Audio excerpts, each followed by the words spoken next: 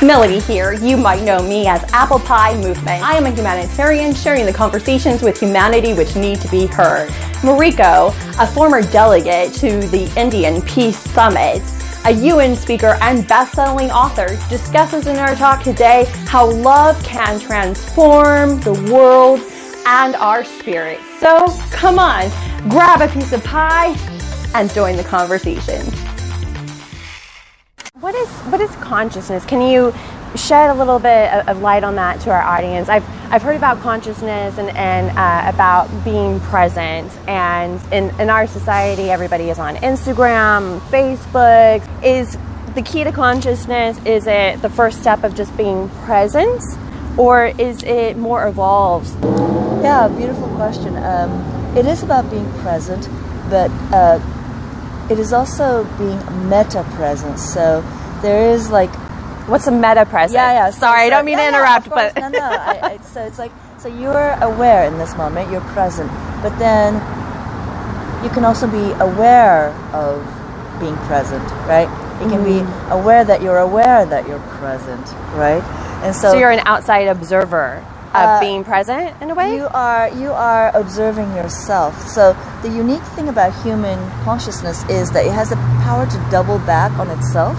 Like animals don't have this, right? They have outgoing senses and they function, and mainly it's run on instincts, and yes, they do have emotions and feelings, but they don't have this ability to become aware and observe our own consciousness at work. And so meditation is that act of, of observing your own mind at work and in the presence, because most of us cannot control our minds. The thoughts just come from past impressions.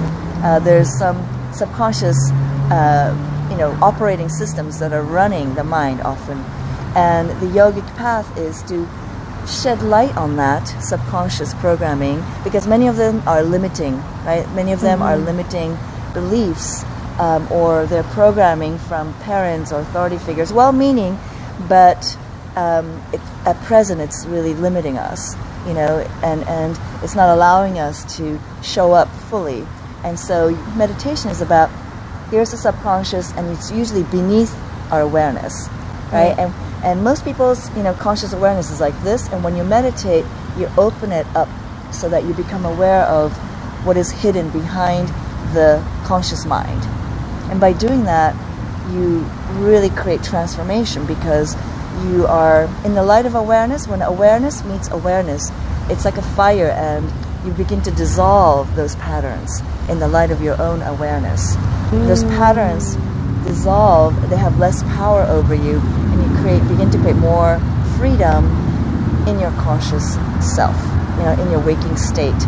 And so it's really breaking the shackles of the old, patterning from conditioning, right, from this present life. And yoga does, teach about past lives, but whether you believe in past life or not, it's even in just this present life, right? We have so many things we were told, things, and also things we kind of accepted as our identity.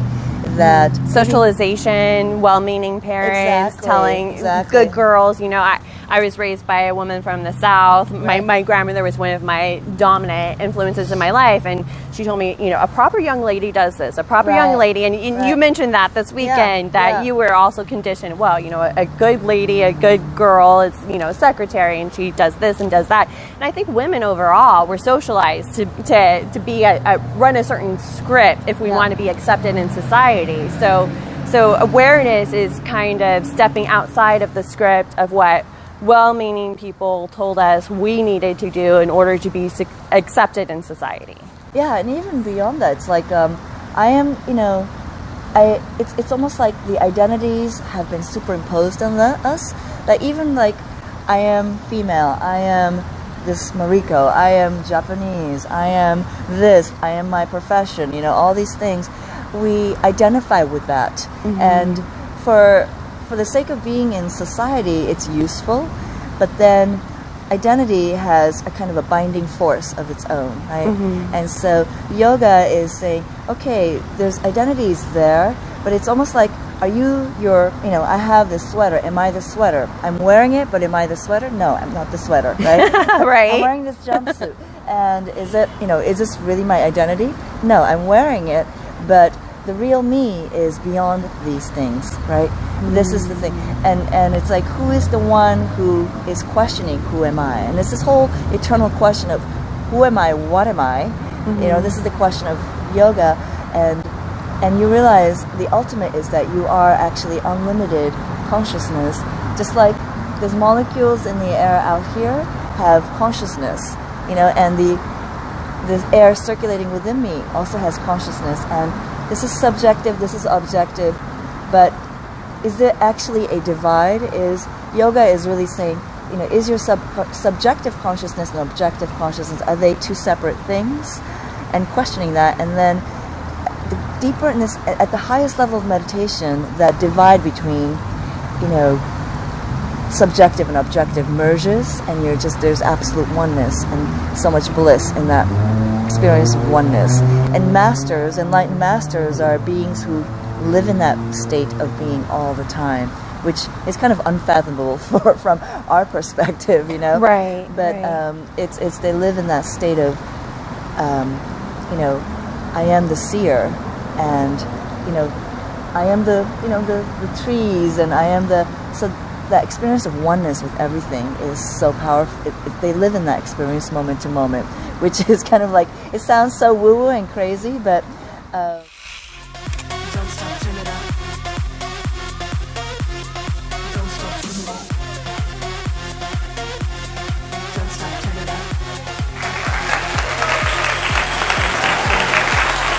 Well, thank you everyone for joining us for another Apple Pie Table Talk. We'll look forward to seeing you next week.